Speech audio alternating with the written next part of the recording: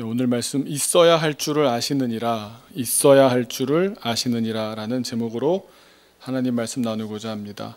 10계명 이야기를 나누고 있고요. 오늘 8번째 계명입니다. 먼저 출애굽기 말씀으로 함께 읽겠습니다. 출애굽기 20장 15절입니다. 같이요. 시작. 도둑질하지 말라. 그리고 신명기 5장의 말씀으로도 같이 읽겠습니다. 시작. 도둑질하지 말지니라. 10계명을 하나하나 꼼꼼히 읽다 보면 10개의 계명 가운데 그래도 가장 가벼운 계명으로 생각되는 계명이 오늘 바로 이 8번째 계명이 아닐까 생각이 됩니다. 그 이유를 생각해 봤는데 한 두 가지가 있는 것 같습니다. 첫 번째는 도둑질이라는 행위 자체도 누굴 죽인다거나 누굴 간음한다던가 하는 것과 뭔가 다르게 다른 누구를 해치거나 상하게 하지 않는다고 해서 죄질이 좀 가벼운 것 아닌가라고 생각할 수 있기 때문이고, 또 한 가지는 처벌의 측면에서 보아도 다른 계명들은 그 계명을 어긴 결과가 거진 죽음으로 이어지는데 반해 이 8번째 계명만큼은 유일하게 계명을 어긴 결과를 배상으로 처벌하라고 규정하기 때문입니다. 그러니까 죄질도 그렇게 나쁜 것 같지도 않고 또 처벌을 보아도 그렇게 수위가 높지 않은 걸로 보면 도둑질은 그렇게 큰 죄가 아닐 수도 있겠다. 상대적으로 그렇게 생각할 수 있을지 모르겠습니다. 그게 우리의 상식적인 생각일 텐데 좀 더 들여다보면 다를 수 있다는 것을 발견하게 됩니다.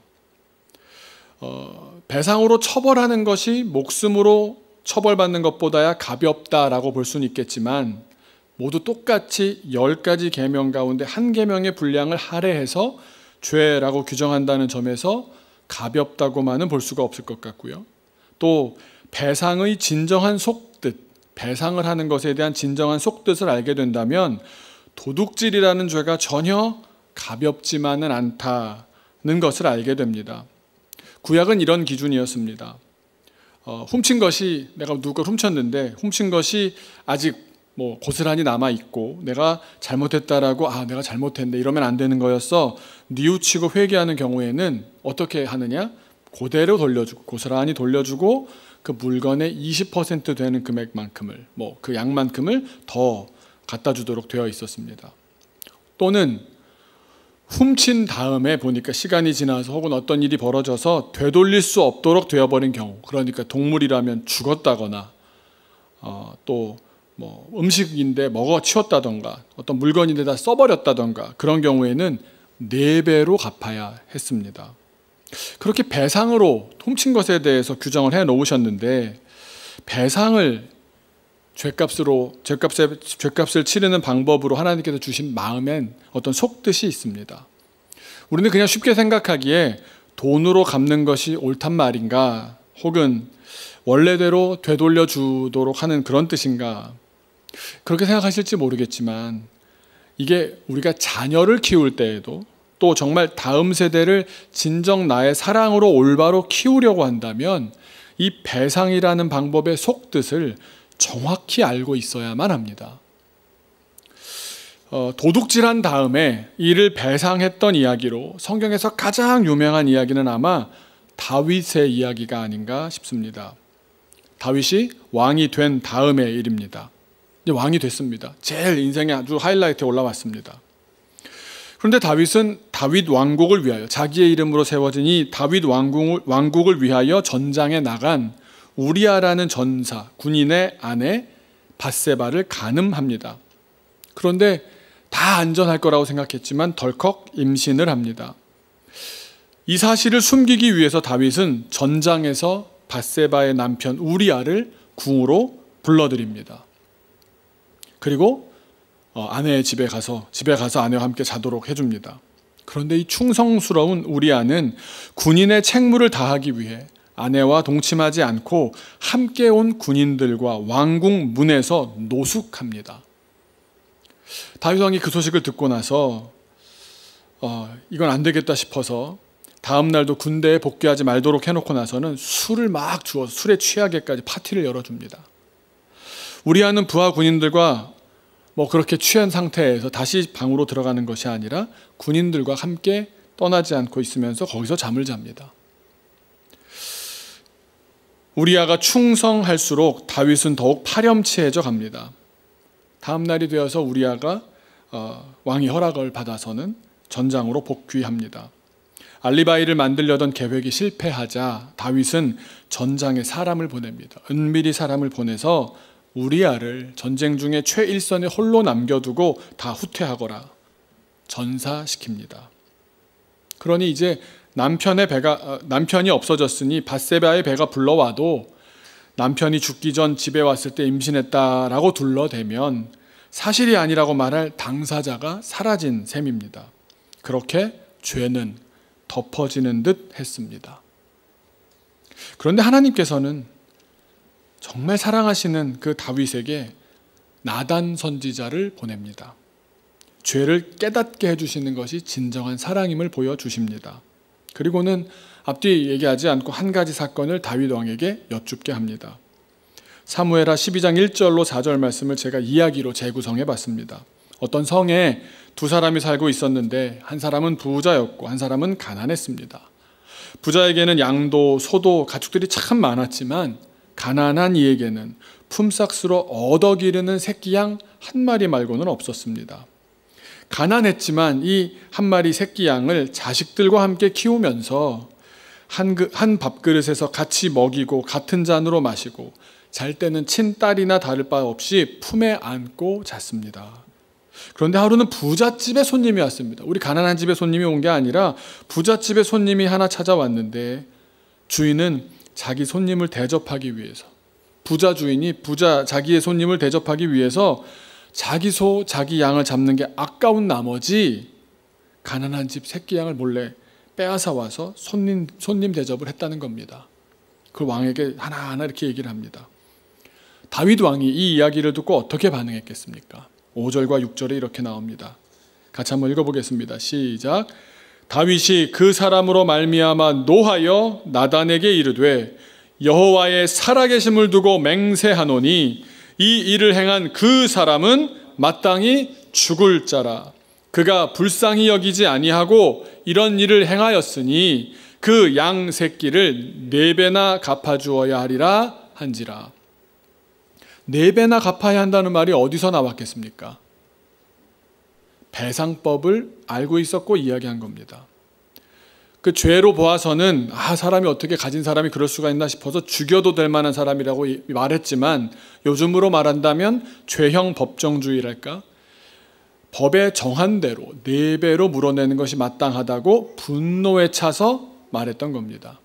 그것이 정당한 법 집행입니다. 그걸 다윗이 얘기하자마자 7절을 보면 나단 선지자가 준엄하게 꾸짖습니다. 7절이 이렇게 이야기됩니다. 당신이 그 사람이라.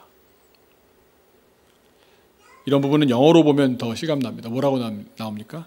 You are the man. 우리가 이 대화를 세밀하게 살펴보아야 하나님의 속뜻을 알아차릴 수가 있습니다. 다윗 왕은 죄에 대한 처벌 규정을 알고 있었습니까? 모르고 있었습니까? 네? 아주 정확히 알고 있었습니다. 정령 죽어도 마땅한 사람이지만 그나마 4배로라도 배상해야 한다라고 정확하게 얘기하지 않습니까? 그런데 뭘 모릅니까? 뭘 모릅니까? 그것이 그 죄인이 나라는 사실 모르고 있었습니다. 그렇다면 어떤 문제입니까? 그걸 자기에게는 적용하지 않았다는 것이 문제입니까? 그래서 그냥 일반적으로 생각할 때 사람이 자기 눈에 들보는 보지 못하고 남의 눈에 티끌은 크게 본다는 자기중심적인 인간에 대한 깨우침입니까? 배상법의 속뜻은 어디에 있냐? 다윗이 정녕 전혀 모르고 있던 바가 무엇인지를 말씀해 주시는데 그것은 피해를 당한 사람의 아픔을 몰랐던 겁니다. 다윗은 자신은 왕까지 된 높은 사람이니까 다른 이들은 나를 위해 피해를 입어도 되는 사람 정도로 생각하면서 사람 위에 올라서 있습니다. 그의 의식은 이미 사람 위에 사람으로 올라와 있는 겁니다. 하지만 하나님께는 억울하게 죽은 우리아도 똑같이 소중한 하나님의 백성이었습니다. 한 개인을 위해서도 그러하시지만 우리아의 억울함을 풀어주기 위해서도 그러하시지만 모든 이스라엘 백성들을 위해서도 공의의 하나님께서는 준엄하게 가르치셔야 했습니다. 그렇게 공의의 하나님으로서 가르치셔야 되는 그런 한 면과 동시에 또 다른 면으로 다윗을 정녕 사랑하시는 하나님께서는 다윗이 다시는 이런 죄를 짓지 않게끔 가장 좋은 방법을 선택하십니다. 그 처벌의 방법이 뭐냐? 배상입니다. 그러니까 배상의 속뜻은 첫 번째로 배상함으로써 피해자가 느끼고 당했을 고통을 가해자도 피해자만큼 혹은 피해자 이상으로 느껴야 한다는 뜻입니다. 이게 무슨 복수하고 너도 당해봐라 이런 차원이 아니라 피해자의 고통을 느끼게 됨으로써 다시는 남을 고통스럽게 하는 일을 하지 않게 하는 것이 목적입니다. 실제로 나단 선지자는 다윗을 향해서 다윗이 받게 될 고통에 대해 알려줍니다. 10절로 14절입니다. 10절이 먼저 이렇게 기록됩니다. 이제 내가 나를 업신여기고, 하나님의 음성을 대변하니까 하나님께서 다윗에게 하는 말입니다. 이제 다윗 내가 하나님 나를 업신여기고 햇사람 우리아의 아내를 빼앗았죠. 내 아내로 삼았은즉 어떤 고통이 뒤따릅니까? 칼이 내 집에서 영원토록 떠나지 아니하리라 하셨고, 죽는 순간까지 전쟁을 치르게 됩니다. 또 11절에 여호와께서 또 이와 같이 이르시기를 보라, 내가 너와 내 집에 재앙을 일으키고, 아들의 반란이 있었지 않습니까? 압살롬의 반란이 있었지 않습니까? 내가 내 눈앞에서 내 아내를 빼앗아, 자기가 보는 앞에서 자기 아들이 자기의 아내를 빼앗는 일, 압살롬이 그렇게 빼앗아 가지 않습니까? 내 이웃들에게 주리니 그 사람들이 내 아내들과 더불어 백주에 대낮에 동침하리라. 이게 얼마나 창피스러운 일이고 부끄러운 일이겠습니까? 그런데 12절은 더 심하게 말씀하십니다. 너는 은밀히 행하였으나, 너는 그 죄를 은밀히 아무도 못 보는 것처럼 하였지만 나는 온 이스라엘 앞에서 백주의 이 일을 행하리라 하셨나이다 하니,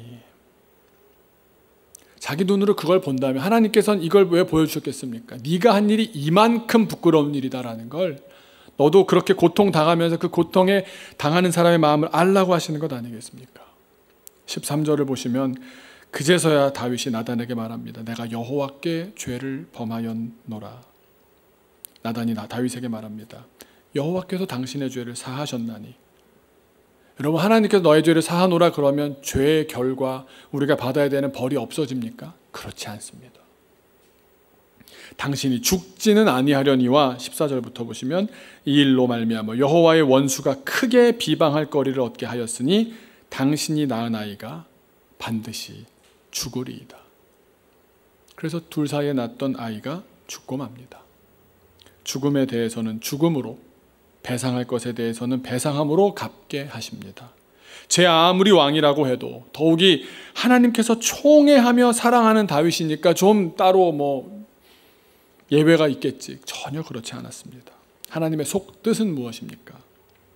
피해자의 고통을 절절히 경험하는 가운데 내가 어떤 잘못을 했는지 깊이 뉘우치고 다시는 남에게 그런 피해 입히는 일을 하지 않겠다는 결단이 일어나서 결국 온전하시고 순결하신 주님과 관계 맺기에 부족함이 없는 주님의 자녀로 다시 태어나듯 성장하는 것 아니겠습니까? 우리가 살다 보면 한순간 눈이 멀어서 혹 내 욕망에 휘둘려서 잠시 정신이 없어서 남에게 피해를 주는 일을 할 수 있습니다. 우리가 어떻게 대응해야 됩니까? 하나님의 아주 준엄한 뜻은 이겁니다. 고스란히 돌려주며 20% 더 가치를 돌려줘야겠구나, 마음의 계산을 그리 하십시오. 또 혹은 내가 돌려줄 수 없게끔 다 소모해버리고 말았다면 4배는 보상해야 내가 그 고통을 알며 그 사람에게 다시는 그런 나쁜 짓 안 하겠구나. 그게 하나님이 정하신 수치입니다. 그러나 그런 단순한 어떤 배상의 문제를 떠나서 배상의 속뜻, 하나님께서 배상을 하면서 하라고 하시면서 속뜻으로 주셨던 말씀을 살려본다면 내가 손해를 보고 피해자의 고통을 공감하면서 다시는 그런 일을 하지 않겠노라 진정으로 회개하고 결단하는 가운데 궁극적으로 하나님과 나 사이를 가르고 있는 어떤 죄도 사라지는 것이 목적인 겁니다. 아들의 죽음과 다윗의 인생으로 치른 배상으로 다윗의 죄는 처벌받았습니다. 그러나 그것을 하나님께서 원하셨던 것이 아닙니다. 그 이후에 하나님께서는 그렇게 철저하게 다스리심으로 결국 다윗은 하나님과의 관계가 끊어지지 않았습니다. 하나님은 그의 회개를 받으셨고 하나님은 다윗을 버리지 않으셨습니다. 우리가 보면 아니 하나님께서 다 용서하셨다고 사하셨다고 회개를 했고 사함을 받았으면 뭐 다 없던 일로 하셔야 되는 게 아니냐. 그렇지 않습니다. 그렇지 않습니다. 중요한 점은 여전히 우리는 그 전이나 후나 죄인이지만 하나님과 연결되어 있느냐 아니냐를 주님은 보신다는 사실입니다. 또 한 가지, 이 다윗 왕의 사건을 통해서 우리는 하나님께서 배상으로 죗값을 치르게 하시는 그 배상의 속뜻 한 가지를 더 발견하게 됩니다. 다윗이 밧세바를 탐할 때 가장 큰 죄가 무엇이었습니까? 간음, 거짓, 살인, 교사. 그보다 더 큰 죄악은 하나님을 속였다는 사실입니다. 하나님을 의지해서 그 하나님의 힘으로 왕의 자리까지 올랐던 다윗이 지금 모습을 보면 마치 하나님이 없는 것처럼 하나님은 얼마든지 속일 수 있는 그런 사람으로 취급하듯이 생각하고 행동했습니다. 까맣게 잊었습니다. 우리가 생각할 때는 밧세바를 탐한 것이 큰 죄다. 죄가 아니라는 말이 아닙니다. 그 죄의 결과가 어떻게 되느냐 하는 겁니다. 그런 작은 내가 취약한 어떤 그런 죄를 통해서 어떤 결과에 이르게 되느냐, 결국 그 모든 죄는 한 가지 결론에 이르게 되는데 그것은 하나님으로부터 멀어지는 겁니다. 내가 하나님을 잃어버리는 겁니다. 사람이 죄에 빠질 때 가장 큰 문제는 하나님으로부터 멀어진다는 겁니다. 그래서 배상의 두 번째 속뜻은 내가 탐냈던 것을 다 배상하면서 탐냈던 것을 4배나 갚고 나서 그 다음에 깨달아지는 한 가지 사실이 있는데 그것은 바로 내가 탐냈던 그것 없어도 내 인생에는 아무런 지장이 없다는 것을 깨닫게 하시는 겁니다. 다른 말로 표현해 본다면 결국 모든 것은 하나님으로부터 온다는 그 가르침을 배우게 되는 겁니다. 배상하며 내가 탐냈던 것을 몇 배로 탈탈탈 털어서 갚아주고 나면 우리는 그것이 없어도 충분히 살 수 있는 나 자신을 발견하게 되지 않겠습니까? 우리는 본질적이지도 않은 무언가에 탐닉했던 자신을 뒤돌아보게 되고 믿음의 원래 자리, 하나님만이 나의 공급자라는 사실을 재확인하게 될 것입니다. 그러니까 배상을 하게 하시는 하나님의 속뜻 두 번째는 사실 나에게 그것이 없어도 얼마든지 살 수 있다는 것을 알게 해주시는 가르침입니다. 돈이 전부가 아니라 또 다른 어떤 것도 없어도 되지만 오직 하나님만큼은 나에게 있어야겠구나. 내가 하나님과는 반드시 이어져 있어야겠구나. 그 하나님으로부터 모든 것이 오는구나. 내가 주님께 속해 있어야 하는 사람이구나. 그 깨달음에 이르는 겁니다. 오늘 신약 본문 마태복음 6장을 보시면 26절에 이렇게 기록되어 있습니다. 우리 한번 26절 한번 같이 읽겠습니다. 시작. 공중의 새를 보라. 심지도 않고 거두지도 않고 창고에 모아들이지도 아니하되 너희 하늘 아버지께서 기르시나니 너희는 이것들보다 귀하지 아니하냐. 아멘입니까? 30절로 32절을 같이 읽겠습니다. 시작. 오늘 있다가 내일 아궁이에 던져지는 들풀도 하나님이 이렇게 입히시거든 하물며 너희일까 보냐. 믿음이 작은 자들아. 그러므로 염려하여 이르기를 무엇을 먹을까 무엇을 마실까 무엇을 입을까 하지 말라. 이는 다 이방인들이 구하는 것이라. 너희 하늘 아버지께서 이 모든 것이 너희에게 있어야 할 줄을 아시느니라.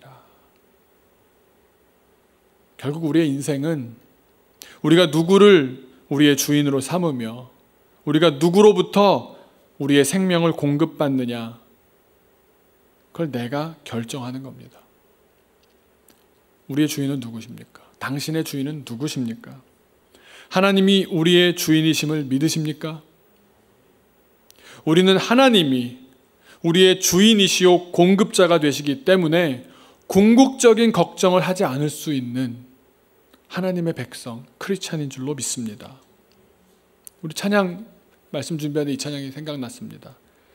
내가 주인 삼은 모든 것 내려놓고 내 주 되신 주 앞에 나가 내가 사랑했던 모든 것 내려놓고 주님만 사랑해.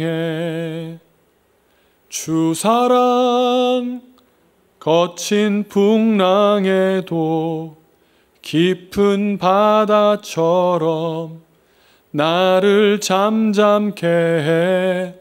주 사랑 내 영혼의 반석, 그 사랑 위에 서리. 제가 처음 어린이 사역을 하면서 중요한 결정을 해야 되는 시점이 있었습니다. 제가 아주 활발하게 어린이 사역을 할 때는 우리나라에 저작권 개념이 없다시피 했습니다. 저도 그걸 잘 몰랐었습니다. 그런데 명성교회 시절이었는데 청년 단기 선교팀이 여러 나라를 가는 중에 아프리카의 이디오피아를 가는 팀이 있었습니다. 저한테 와서 목사님 가서 아프리카 흑인 아이들과 어떻게 놀 수 있겠습니까? 그래서 뭐 이디오피아 말을 짧은 시간에 배우는 것도 한계가 있고 하니까 흑인 아이들에게 춤을 잘 추니 아주 리듬이 좋은 음악을 내가 주겠노라고, 그래서 율동을 막 가르쳐 줬습니다. 그리고 그 곡들은 어디서 구합니까? 그래서 에이 내가 잘 해서 만들어 줄게. CD 한 장에 그 대표곡만 넣어서 선물로 주었습니다. 또 그 학생들은 그걸 다 복사해서 각자 들고 다니면서 이제 곡을 외우고 율동을 연습하고 그랬습니다. 한두 주 지나서 이제 다녀온 다음에 어땠냐고 저한테 찾아와서 목사님 너무 좋았습니다. 반응이 폭발적이었습니다. 선교대원들이 막 대만족이었습니다. 내년에도 꼭 부탁드리겠습니다. 목사님 꼭 같이 가셔야 되는데 막 그렇습니다. 그런데 그 학생들이 이디오피아에 갔을 때 돌봐주었던 이디오피아 선교사님이 이제 한국에 오셨는데 저를 좀 만나자고 하시는 겁니다. 만나 뵀습니다. 근데 좀 학생들이 반응이 그랬으니까 선교사님도 굉장히 막 이렇게 업되셔가지고 뭐 이디오피아에서 무슨 커피라도 선물로 사왔으려나 이랬는데 전혀 다른 반응이셨습니다. 그 집회를 하는 중에 미국인 친구 선교사가 한국에서 단기팀이 와가지고 어린이들이 평소에는 뭐 30-40명 오는데 뭐 몇백 명이 온다더라, 모여서 같이 뭐 뜨겁게 예배한다더라, 열정적인 집회를 한다더라 소문을 듣고는, 친구 선교사니까 한국인과 미국인이지만 격려도 할 겸 보고 싶기도 해서 이제 들른 겁니다. 근데 막 와서 반가 왔어 인사를 했는데 막 이제 뭐 정신이 없잖아요. 선교사님이 막 분위기가 좋아지는 중에 안 보이는 겁니다. 미국인 선교사님이. 그래서 뭐 일정이 있어서 먼저 바삐 떠났나 보다 대수롭지 않게 생각했고, 근데 이상한 점은 그 뒤로는 몇 개월을 전화를 해도 안 받고 연락이 안 되는 겁니다. 무슨 선교사회가 있어도 내가 뭐 이 한국 선교사님이 가는 자리를 피하시고, 그리고 몇 개월 만에 이 한국 목사님, 한국 선교사님네로 찾아온 겁니다. 이분이 막 오랜 동안 고민했던 숙제가 해결된 것 같은 아주 행복한 표정으로 와서는 그제서 이런 이야기를 나누더랍니다. 이 미국인 선교사가 찬양을 너무너무 좋아하는데 현장을 보고 너무 행복했던 겁니다. 이렇게 하나님의 찬양을 모든 어린이들과 함께 예배하는 걸 보니까 막 가슴이 뜨거워지고 행복해가지고 나도 이 찬양 참 좋아하는데, 그러면서 이제 음악을 트는 그쪽이 있을 거 아니에요. 현장에 가본 겁니다. 그랬더니 불법 복제 CD를 본 겁니다. 그때부터 이 미국인 선교사의 마음이 힘든 겁니다. 하나님 앞에 부끄러워졌답니다. 현장의 분위기는 후끈 달아오르는데 자기는 막 창피하고 죄진 것 같고 죄의식이 너무 커져서 얼굴이 울그락불그락 되고 하니까 내가 여기 있는 게 저분들에게도 불편하겠다 싶어서 자리를 떴다는 겁니다. 그리고 돌아와서 자기 숙소로 돌아와서 오랫동안 이 문제를 끙끙 앓았던 겁니다. 이 문제를 얘기를 하려고 하니까 또 친구가 어떻게 생각할까, 또 선교를 열심히 하고 있는데 또 마음에 또 어떤 또 걱정이 될까, 내가 미국인이라고 너무 티내는 건 아닌가, 막 몇 개월 동안 혼자 끙끙거리다가 그 감정적인 동요를 하지 않고 말할 수 있을 만큼 정리가 되었다 싶어서 그제서야 찾아왔던 겁니다. 그리고 찾아왔던 미국 선교사의 말이 한마디로 이거였습니다. 우리가 하나님의 법을 따라 사는 사람들인데 세상의 법도 지키지 못한다면 안 되지 않겠습니까? 한국 선교사님의 입을 통해서 그 미국 선교사님의 그 말씀을 전해 듣고는 망치로 얻어맞은 것 같았습니다. 저 역시 그 미국 선교사님이 현장에서 그러셨던 것처럼 저 역시 도둑질하다 걸린 것처럼 부끄러워졌습니다. 한국의 신앙인들 가운데 여전히 죄의식 없이 그렇게 하시는 분들 참 많습니다. 저도 그랬고요. 근데 그때 다들 굳이 그럴 필요 없다고 할 때 하나님께서 저에게 큰 결단할 수 있게 허락해 주셨습니다. 앞으로 남의 것을 가져다가 내 것인 양 만들지 않겠다 결심했습니다. 잘 만들어진 기성자료를 마치 내 것인 양 마음대로 사용하며 예배와 집회를 진행하는 일이 훨씬 쉬운 일입니다. 그런데 정말 온 세상에 하나님의 복음을 전하는 일을 하려고 하는데 저의 신앙 양심상 도저히 그럴 수가 없는 겁니다. 왜 그런지 그때만큼은 하나님께서 마음에 그러지 않는 것이 좋겠다는 마음을 계속 주셨습니다. 그때부터 찬양의 멜로디도 가사도 스토리도 창작하기 시작했습니다. 다른 분이 한다 그러면 그분에게 저작권에 대해 설명을 하면서 당신 이름으로 다 저작권 등록을 하겠지만 다른 언어로 만드는 데 있어서는 허락을 해 주십시오. 다 일일이 다 허락을 받았습니다. 그렇게 만들어진 것을 또 녹음하고 촬영하고 또 종합적으로 믹싱하고 마스터링을 하고 종합 편집을 해서 세상에 없던 자료를 창작하기 시작했습니다. 저나 창작자들 모두 저작권 협회에 등록하고 시켜서 작사하고 작곡한 곡들의 카피라이트를 저작권을 확보했습니다. 그렇게 10년을 쌓아왔습니다. 한 곡 한 곡 또 찬양도 이런 반주 저런 반주 계속 찬양도 여러 가지로 이야기들도 여러 가지로 거의 한 교회 학교가 6년 동안 할 수 있는 300개 400개가 되는 그런 레슨들을 준비를 해놓고 있었습니다. 그러다 보니까 유튜브 시대가 열리는 겁니다. 제가 그걸 가지고 팔라고 하는 사람, 그걸 가지고 같이 나누자는 사람, 그걸 뭐 중국은 사람들이 많으니까 제작해서 팔면 돈이 될 거라고 저한테 출판하자는 사람, 많은 사람이 있었는데 그때 또 제 마음의 양심에 유튜브를 통해서 그냥 내가 풀어주면, 나만 풀어주면 다 무료로 볼 수 있는 것 아닙니까? 그래서 그 모든 자료를 무료로 하나씩 올려버리기 시작했습니다. 저작의 권리를 가진 사람이 저였기 때문에 스스로 저작의 권리를 나눠줄 수가 있었습니다. 여러 다른 나라 말로 옮기는 작업들도 저의 자료이기 때문에 그 언어권에서 사용되는 것에 대해서 저작권자인 제가 저작권자의 유튜브 채널에 무료로 올려버리면 그 누구도 심지어 유튜브의 인공지능 검색도 딴지를 걸 수가 없었습니다. 사람의 법을 잘 지키면서 하나님의 법을 따라 살기로 작정하고 그렇게 또 10년을 살아왔습니다. 제가 오늘 말씀을 준비하면서 다시 한번 성경을 눈을 씻고 찾아봤습니다. 없는 걸 아는데도 다시 찾아봤습니다. 도둑질하지 말라는 명령에 대한 다른 보상이 있으면 좋겠다는 마음에 도둑질하지 말라 그리하면 너희가 몇 배나 오래 살리라 뭐 이런 말씀이 있으면 좋겠다고 생각이 들어서 엄청 찾아봤는데 없습니다. 무슨 말이겠습니까? 당연한 겁니다. 신앙 양심을 가지고 해서 안 되는 일은 안 하는 겁니다. 해야 하는 일은 하는 겁니다. 그렇게 하는 게 너무 당연한 일이고 너무 올바른 일입니다. 그렇게 주님 안에 살아갈 때 우리는 주님의 이 음성을 들으며 살아갈 줄로 믿습니다. 너희 하늘 아버지께서 이 모든 것이 너희에게 있어야 할 줄을 아시느니라. 그런데 생각해 보면 보상이 없었느냐? 성경엔 보상을 약속하시지 않았지만 기본적으로 주님의 자녀로 하늘의 하나님을 아버지로 섬기게 된 우리가 그런 관계 속에서 보상이 뒤따르지 않느냐? 보상이 뒤따릅니다.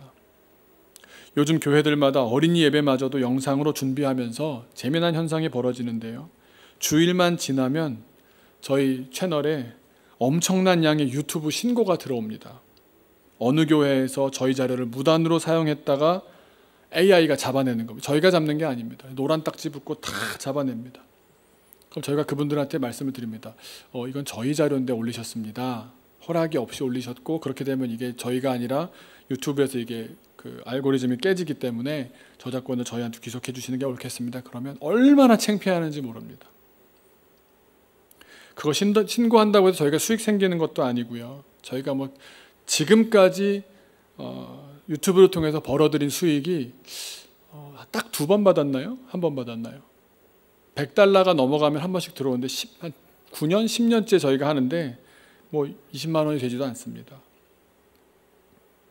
하지만 저희한테 생긴 보상은 뭐냐 하면 하나님께서는 우리를 미리 주님 앞에 부끄럽지 않도록 앞서서 올바르게 준비해 주셨구나.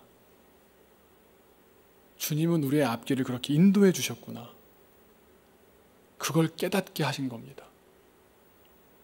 여러분, 어떤 인생으로, 어떤 보상으로 행복해 하실 것 같습니다. 주님께서 나와 함께 계시고 미리 앞날을 알려주시고 예비되어 있게 하시는 게 은혜 아닙니까? 거기에 또 한 가지 기대되는 바는, 제가 외국의 여러 교회 관계자들과 이야기 나눌 때 당신은 어떤 목사입니까? 무슨 일 하는 목사입니까? 어떤 선교를 하고 있습니까? 저희가 하는 일을 다 설명할 때마다 항상 그 얘기입니다. 카피라이트를 가져서 카피레프트가 돼서 저희 자료를 그냥 나눕니다. 그러면 한국 분들은 카피라이트는 들어봤는데 레프트는 뭐냐 이러고 잘 이해를 못 하시는데, 미국 교인들을 이 얘기를 들으면 다 깜짝 놀랍니다. 막 어떻게 표현이 재밌다고 제 표현 때문에 웃으시는 목사님들도 많고요. 그러면 내가 도와야겠다고 뭐 나서시는 분들이 많습니다. 정말 내가 진짜 미국에서 이런 일을 하면 좋겠어 라고 말하면 내가 어떻게 도와줄까 막 달려듭니다. 저는 그렇게 믿습니다. 언젠가 하나님께서 온 세상을 향한 문을 이 코로나 이후에 다시 여실 때 한국 사람들끼리 그렇게 하는 수준의 선교가 아니라 온 세상의 모든 사람에게서 인정받을 수 있는 때를 하나님은 예비하신다고 저는 믿습니다. 그리고 그때 어떤 사람을 쓰시겠습니까?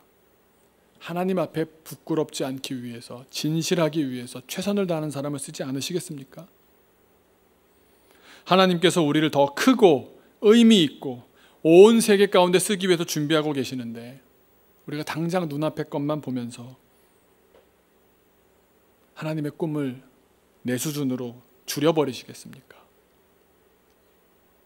주님께서는 오늘도 오늘 우리에게 주어진 하루를 어떻게 성실하게 책임 있게 의미 있게 사는지, 또 도둑질하는 심보로 사는지, 아니면 나의 모든 것은 주님으로부터 왔습니다 고백하며 부끄럽지 않은 종으로 살게 하실지, 주님은 오늘도 우리를 더 크게 토기장이의 손으로 빚으시는 줄로 믿습니다.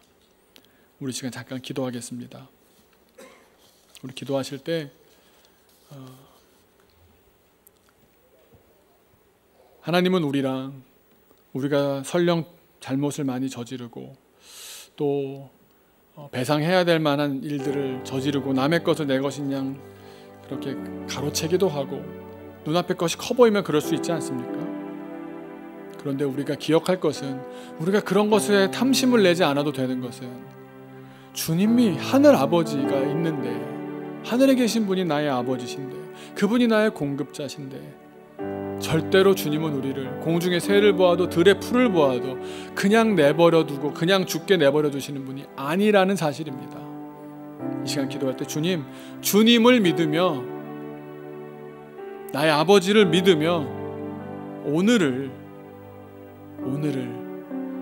의미 있고 주님 원하시는 삶으로 진실하게 신실하게 살아내게 하옵소서. 우리 같이 기도하겠습니다. 살아계신 아버지 하나님 감사합니다. 주님께서 우리 눈앞에 커 보이는 것에 흔들리고 연약해질 때, 당장 없는 것에 대해서 우리가 더 집중하게 되고 풀리지 않는 일로 말미암아 내가 흔들릴 때도 주님은 저 하늘에서 우리를 바라보시며 내가 너의 아버지다, 나는 너와 함께한다, 내가 너를 사랑한다, 내가 끝까지 너를 책임져 주겠다, 네가 죄 가운데 거하지 말고 회개하고